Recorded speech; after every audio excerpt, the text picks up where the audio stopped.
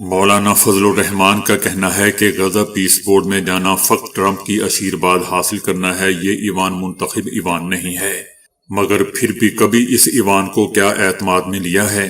حکومت کا فرض ہے کہ وہ بتائے کہ کیا فیصلے کر رہی ہے۔ ہماری پالیسیاں بین الاقوامی دباؤ کے تحت بنتی ہیں، کبھی ہم نے اپنی خارجہ پالیسی اپنے مفاد کی خاطر نہیں بنائی۔ ان کا کہنا تھا کہ 1948 میں جب اسرائیل وجود میں آیا تو اسے قائد اعظم محمد علی جناح نے ناجائز قرار دیا۔ ہم نے کبھی سوچا ہے کہ قائد اعظم محمد علی جناح کے فرمودات کیا ہیں؟ ان پر عمل پیرا ہونا تو دور کی بات۔ آپ ایوان کو اعتماد میں نہیں لے رہے، چلے مت لے، مگر کیا کابینہ کو اعتماد میں لیا؟ مولانا فضل الرحمان کا کہنا تھا کہ بورڈ آف پیس اقوام متحدہ اور سلامتی کونسل کے ہوتے ہوئے کیا متوازی حیثیت رکھتا ہے؟ فلسطینی بہت مجبور حالت میں ہیں، مگر پالیسی تو ٹھیک رکھیں۔ ان کا یہ بھی کہنا تھا کہ میں جس علاقے میں رہتا ہوں وہاں طالبان کا قبضہ ہے، وہاں زندہ رہنے کے لیے طالبان کو بھتہ دینا پڑتا ہے، تمام سرکاری افسران انہیں بھتہ دیتے ہیں، ہم یہاں جو بجٹ پاس کرتے ہیں ان کا 10% حصہ رکھ کر پاس کرتے ہیں، ہمارا گھر اور بچے بھی علاقے میں محفوظ نہیں۔ صدر ٹرمپ نے اعلان کیا ہے کہ ایران بات چیت کرنا چاہتا ہے تو ہم بھی بات چیت کے لیے تیار ہیں۔ صدر ٹرمپ کا یہ بھی کہنا تھا کہ ایران کی طرف ایک بڑی فورس بھیجی جا رہی ہے۔ صدر ٹرمپ کا کہنا تھا کہ امریکی فوجی اثاثے مشرق وسطی منتقل ہو رہے ہیں۔ صدر ٹرمپ نے گرین لینڈ کی سیکیورٹی پر بھی نیٹو کے ساتھ مل کر کام کرنے کا وعدہ کیا۔ ان کا کہنا تھا کہ چائنا کا دورہ کروں گا اور سال کے اختتام پر چینی صدر امریکہ آئیں گے۔ ان کا یہ بھی کہنا تھا کہ یوکرینی صدر اور صدر پیوٹن دونوں معاہدہ کرنا چاہتے ہیں، جلد معلوم ہو جائے گا۔ امریکہ اور نیٹو کے درمیان گرین لینڈ پر ابتدائی معاہدہ طے پا گیا ہے، معاہدہ برطانیہ کے سائپرس معاہدے کی طرز کا ہوگا۔ صدر ٹرمپ اور نیٹو کے سیکرٹری جنرل مارک رٹے نے گرین لینڈ اور پورے خطے کے لیے معاہدے کے فریم ورک پر اتفاق کر لیا۔ معاہدے کے تحت دوستو امریکہ کو گرین لینڈ کے چند منتخب علاقوں میں اختیارات حاصل ہوں گے، جبکہ وہ اس کے معدنی وسائل میں بھی حصے دار ہوگا۔ روس اور چائنا کسی بھی صورت اس معاہدے میں مداخلت نہیں کر سکیں گے۔ امریکہ وہاں اپنا جدید گولڈن ڈوم سسٹم بھی نصب کرے گا۔ صدر ٹرمپ کا کہنا تھا کہ اگر یہ معاہدہ حتمی شکل اختیار کر لیتا ہے تو یہ امریکہ اور تمام نیٹو ممالک کے لیے فائدہ مند ثابت ہوگا۔ اس موقع پر صدر ٹرمپ نے یو ٹرن لیتے ہوئے یورپی ممالک پر ٹیرف عائد کرنے کی دھمکی واپس لے لی۔ سوشل میڈیا پلیٹ فارم پر ان کا لکھنا تھا کہ اگلے ماہ نیٹو پر کوئی نیا ٹیرف نہیں عائد کیا جائے گا۔ اس معاہدے کے تحت دوستو فوجی مشقیں، انٹیلیجنس مشن اور تربیتی سرگرمیاں بغیر ڈنمارک کی اجازت لیے انجام دے سکے گا۔ اس سے پہلے صدر ٹرمپ نے کہا تھا کہ وہ گرین لینڈ کو خریدنا چاہتے ہیں، اسے کرائے پر لینا نہیں چاہتے۔ انہیں نایاب معدنیات کی ضرورت نہیں ہے۔ انہوں نے وعدہ کیا کہ وہ اس جزیرے پر اب تک کا سب سے عظیم سنہرا گنبد تعمیر کریں گے۔ دوسری طرف دوستو روسی صدر پیوٹن نے بھی واضح کر دیا ہے کہ گرین لینڈ کی ملکیت کا معاملہ امریکہ اور ڈنمارک آپس میں حل کر لیں، روس کو کوئی اعتراض نہیں ہوگا۔ اس کے علاوہ چائنا نے بھی کہا ہے کہ امریکی صدر کا بورڈ آف پیس اقوام متحدہ کی جگہ نہیں لے سکتا۔ اپریل 2026 میں امریکی صدر ٹرمپ اور چینی صدر شی جن پنگ کے درمیان چائنا میں ملاقات کا امکان ہے۔ دوستو یہ ملاقات امریکہ اور چائنا کے تعلقات میں بہتری کے ساتھ ساتھ تائیوان اور یوکرین کے تنازعات کے خطرات کو کم کر سکتی ہے۔ دوسری جانب صدر ٹرمپ اور چینی صدر شی جن پنگ کی یہ ملاقات بھارت کے لیے واضح خطرے کی گھنٹی ہے۔ غیر ملکی میگزین دی ڈپلومیٹ کا کہنا ہے کہ چینی صدر شی جن پنگ نے 2025 میں صدر ٹرمپ کو چائنا دورے کی دعوت دی، جبکہ دونوں رہنماؤں کی جنوبی کوریا کے شہر بوسان میں بھی ملاقات ہوئی تھی۔ اس ملاقات کو امریکی صدر ٹرمپ نے انتہائی کامیاب قرار دیا تھا۔ صدر ٹرمپ کے ٹیرف اور تجارتی تاخیر نے بھارت امریکہ تعلقات کو متاثر کیا تھا اور بھارت اب چائنا کے ساتھ تعلقات بہتر کرنے کی کوشش کر رہا ہے۔ صدر ٹرمپ نے دوستو نومبر 2025 میں G2 کی اصطلاح استعمال کی تھی اور امریکہ اور چائنا کو دو عظیم طاقتیں قرار دیا تھا۔ صدر ٹرمپ اور پاکستان کے تعلقات کے باعث بھارت اور امریکہ تعلقات متاثر ہو رہے ہیں۔ انٹرنیشنل اور بھارتی ماہرین کا بھی کہنا ہے کہ بھارت کو اپنی پالیسی میں فوری اصلاحات کرنا ہوگی، ورنہ وہ عالمی سطح پر تنہا اور کمزور ہو جائے گا۔ G2 کی اصطلاح اور امریکی اور چینی صدور کی ملاقات بھارت کے لیے دوستو واضح خطرے کی ایک گھنٹی ہے جو کسی بھی وقت بج سکتی ہے۔ برطانیہ کے انڈر سیکرٹری آف اسٹیٹ ہمیش کا کہنا ہے کہ پاکستان کو مطلوب افراد کا معاملہ قانون کے مطابق دیکھا جا رہا ہے۔ مشرق وسطی کے لیے برطانیہ کے انڈر سیکرٹری آف اسٹیٹ ہمیش کا کہنا تھا کہ اس حوالے سے برطانیہ کو شواہد موصول ہو چکے ہیں۔ ہمیش کا یہ بھی کہنا تھا کہ پاکستان کو مطلوب افراد کا فیصلہ غیر جانبدار پولیس تحقیقات کے بعد ہی ہوگا۔ ان کا کہنا تھا کہ پاکستان اور برطانیہ قریبی تعلقات ہیں اور اہم شراکت دار بھی ہیں۔ ان کا مزید کہنا تھا کہ میرا پاکستان سے ذاتی وابستگی ہے۔ سفارتی کیریئر کا آغاز بھی پاکستان سے ہوا تھا۔ اس سے پہلے دوستو وزیر داخلہ محسن نقوی کا کہنا تھا کہ باہر بیٹھ کر سوشل میڈیا کے ذریعے زہر پھیلانا، فیک نیوز پھیلانے والے سمجھ رہے ہیں کہ انہیں تحفظ ملے گا تو یہ ممکن نہیں ہے۔ ان کا کہنا تھا کہ سوشل میڈیا پر 90% خبریں غلط چلائی جاتی ہیں۔ یہ نہیں ہو سکتا کہ جو چاہیں سوشل میڈیا پر چلا دیں۔ سوشل میڈیا پر غلط خبر پر کریک ڈاؤن ہوگا۔ وزیر داخلہ کا دوستو یہ بھی کہنا تھا کہ ہم ٹی وی چینلز کو کیوں غلط نہیں کہتے، کیونکہ وہ ایک سسٹم کے تحت چل رہے ہوتے ہیں۔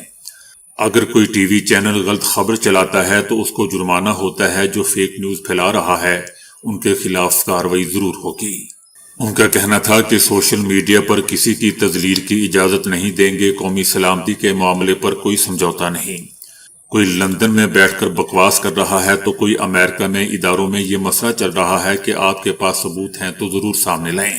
وزیر داخلہ کا دوستو یہ بھی کہنا تھا کہ باہر بیٹھ کر فیک نیوز پھیلانے والے سمجھ رہے ہیں کہ انہیں تحفظ ملے گا تو یہ ممکن نہیں۔ جو لوگ باہر بیٹھے ہوئے ہیں انہیں بتا دوں کہ آپ لوگ بہت جلد واپس آ رہے ہیں۔ بہت جلد آپ کو یہاں لائیں گے اور ساری باتوں کا جواب دینا ہوگا۔ صدر ٹرمپ نے کینیڈا سے غزہ بورڈ آف پیس میں شامل ہونے کی دعوت واپس لے لی ہے۔ صدر ٹرمپ نے ورلڈ اکنامک فورم میں کہا کہ وہ وزیر اعظم مارک کارنی کو غزہ کے لیے ان کے بورڈ آف پیس اقدام میں شامل ہونے کی دعوت واپس لے رہے ہیں۔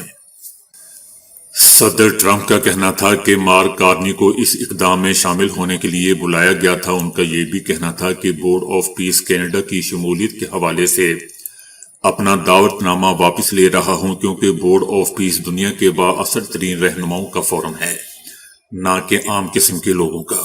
یاد رہے دوستو کہ صدر ٹرمپ کی جانب سے تشکیل دیے گئے غزہ بورڈ آف پیس میں اب تک پاکستان سمیت 19 ممالک شمولیت اختیار کر چکے ہیں۔ اب تک پاکستان، قطر، سعودی عربیہ، ترکیہ، انڈونیشیا، بحرین، مصر، اردن، قازقستان، ازبکستان اور متحدہ عرب امارات بورڈ میں شمولیت اختیار کر چکے ہیں۔ اس کے علاوہ Argentina, Armenia, Azerbaijan, Belarus, Hungary اور مراکش اور ویتنام بھی غزہ بورڈ آف پیس میں شمولیت کا اعلان کر چکے ہیں۔ روسی صدر پیوٹن نے غزہ بورڈ آف پیس میں شمولیت کی دعوت پر صدر ٹرمپ سے اظہار تشکر کیا اور کہا کہ وہ $1 ارب دینے کو تیار ہیں۔ ہم عالمی استحکام کی ہر کوشش میں تعاون کریں گے۔ مودی سرکار نے مقبوضہ وادی میں سچ بولنے والے صحافیوں کو تھانوں میں گھسیٹ کر خوف کی فضا مسلط کرتی ہے۔ مقبوضہ وادی میں مساجد کے منتظمین کی معلومات جمع کرنے کی مہم کو منظم دباؤ قرار دیا جا رہا ہے۔ برطانوی میگزین کا کہنا ہے کہ مودی کی حکومت پر مقبوضہ وادی میں صحافیوں کو تھانے طلب کرنے پر شدید رد عمل کا سامنا ہے۔ مساجد کی پروفائلنگ کی خبر شائع کرنے پر سری نگر میں صحافیوں کو سائبر پولیس نے طلب کر لیا۔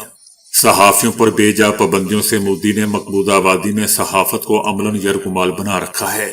برطانوی میگزین کا دوستو یہ بھی کہنا ہے کہ انڈین ایکسپریس کے صحافی بشارت مسعود کو حلفیہ بیان پر دستخط کے لیے شدید دباؤ کا سامنا کرنا پڑا۔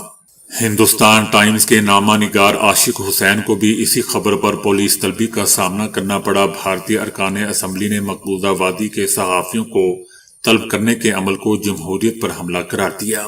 آرٹیکل 370 کی منسوخی کے بعد دوستو مقبوضہ وادی میں صحافیوں کو مسلسل دباؤ کا سامنا ہے۔ انسانی حقوق کی رپورٹنگ پر قید و بند کا سامنا ہے، جس کی وجہ سے مودی کے اقتدار میں جمہوریت محض ایک دکھاوا رہ چکی ہے یا دھوکہ ہے۔ اسی طرح دوستو فہد شاہ کے اخبار کو کشمیر والا کو بند کر کے انہیں سینٹرل جیل بھیجا گیا اور 21 مہینوں بعد ضمانت ملی۔ گزشتہ سال جموں میں اخبار کی اشاعت معطل ہونے کے باوجود کشمیر ٹائمز کے دفتر پر بھی چھاپا مارا گیا۔ جرمنی، برطانیہ اور ترکیہ کے بعد ایران میں بھی غیر قانونی مہاجرین کے خلاف دوستوں گھیرا تنگ ہو گیا ہے۔ افغان میگزین افغانستان انٹرنیشنل کی رپورٹ میں بتایا گیا ہے کہ ایران کی جیل میں غیر قانونی افغان مہاجر سمیت 7 قیدیوں کو پھانسی دے دی گئی ہے۔ قیدیوں کو منشیات کے مختلف مقدمات میں جرم ثابت ہونے پر ایرانی عدلیہ نے سزائے موت سنائی تھی۔ انسانی حقوق کی بین الاقوامی تنظیموں کا کہنا ہے کہ ایرانی حکومت نے 2025 میں غیر قانونی اور سنگین جرائم میں ملوث 85 افغان افراد کو سزائے موت کا مرتکب قرار دیا تھا۔ افغان مہاجرین کی غیر قانونی سرگرمیوں کے پیش نظر ایران سے ملک بدری کا عمل تیز ہو چکا ہے۔ روزانہ ہزاروں غیر قانونی افغان مہاجرین ایران سے ملک بدر کیے جا رہے ہیں۔ بتایا جا رہا ہے کہ طالبان رجیم کی پشت پناہی میں سرگرم افغان منشیات اور انسانی اسمگلنگ نیٹ ورکس اب محض علاقائی ہی نہیں بلکہ بین الاقوامی سطح پر خطرہ بن چکے ہیں۔ جی ہاں دوستو، اب چونکہ طالبان پسند نہیں ہے، اب ان کے خلاف پروپیگنڈا شروع ہو چکا ہے۔ پوری دنیا میں پروپیگنڈا شروع ہو چکا ہے۔ بنگلہ دیش میں 12 فروری کو ہونے والے عام انتخابات کے لیے انتخابی مہم کا باضابطہ طور پر دوستو آغاز کر دیا گیا ہے۔ بنگلہ دیش میں حسینہ واجد کی حکومت ختم ہونے کے بعد پہلے عام انتخابات 12 فروری 2026 کو جیسا کہ ہم جانتے ہیں منعقد ہوں گے۔ حسینہ واجد کے خلاف تحریک چلانے والے نوجوانوں کی جماعت نیشنل سٹیزن پارٹی نے ڈھاکہ سے اپنی مہم کا آغاز کر دیا ہے۔ جماعت اسلامی بنگلہ دیش نے بھی دارالحکومت ڈھاکہ سے اپنی انتخابی مہم شروع کر دی ہے۔ اس کے علاوہ دوستو بنگلہ دیش نیشنلسٹ پارٹی BNP کے سربراہ طارق رحمان نے بھی ضلع سلہٹ میں روڈ شو کیا۔ دوسری جانب پابندی عائد ہونے کے باعث سابق بنگلہ دیشی وزیر اعظم حسینہ واجد کی جماعت عوامی لیگ انتخابی دوڑ سے باہر ہے۔ عالمی سطح پر بھارتی مظالم کا پردہ چاک ہوتے ہی مودی ایک مرتبہ پھر پاکستان فوبیا کا شکار ہو گیا ہے۔ آذربائیجان میں اقلیتوں پر بھارتی مظالم کے خلاف پہلی عالمی کانفرنس ہونے جا رہی ہے، جس میں شرکاء نے شدید اظہار تشویش کیا ہے۔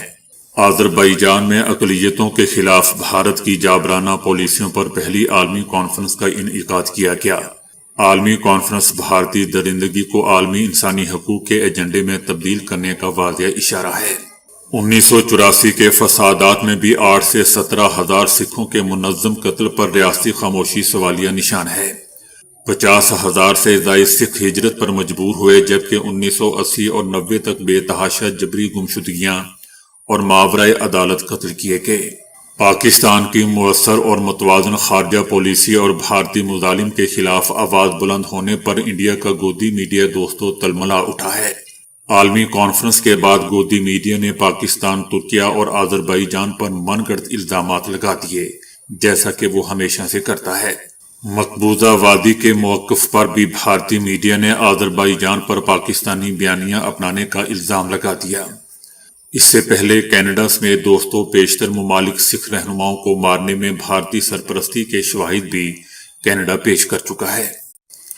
امریکہ نے 78 سال کے بعد عالمی ادارہ صحت یعنی WHO کے ساتھ باضابطہ طور پر دوستو دستبرداری اختیار کر لی ہے۔ یہ فیصلہ فوری طور پر نافذ ہو گیا ہے، جس سے امریکہ کا WHO کے ساتھ عملی تعلق بالکل ختم ہو چکا ہے۔ امریکی حکومت کا کہنا تھا کہ عالمی ادارہ صحت یعنی WHO نے کرونا وبا کے دوران مناسب طریقے سے کام نہیں کیا۔ ادارے میں سیاسی اثرات اور اصلاحات نہ ہونے کی وجہ سے وہ امریکہ کے مفادات کا تحفظ نہیں کر پایا۔ دوسری جانب دوستو عالمی ادارہ صحت یعنی WHO کا کہنا ہے کہ اصل بات یہ نہیں ہے، بلکہ امریکہ پر 130 سے 270 ملین ڈالر سے زائد واجبات ابھی بقایا جاتے ہیں اور یہ تنازعہ کا حصہ ہے۔ امریکہ کا کہنا ہے کہ اب وہ WHO کی بجائے مستقل طور پر دیگر ممالک کے ساتھ 2 طرفہ معاہدوں پر کام کرے گا، جیسا کہ امراض پر نگرانی اور ویکسین کے مسائل۔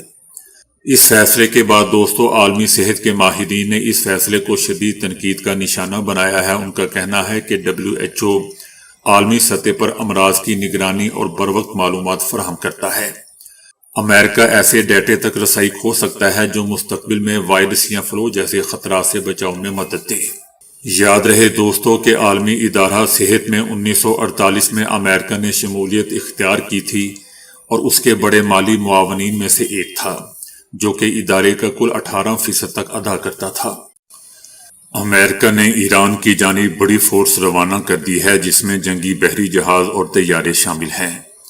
صدر ٹرمپ کا کہنا تھا کہ ہماری بڑی فورس ایران کی جانب رواں دواں ہے، بہت سے جہاز ایران کی طرف جا رہے ہیں اور ہم ایران کے قریب اور احتیاطی طور پر فورس تعینات کر رہے ہیں، دیکھتے ہیں کہ آگے کیا ہوتا ہے۔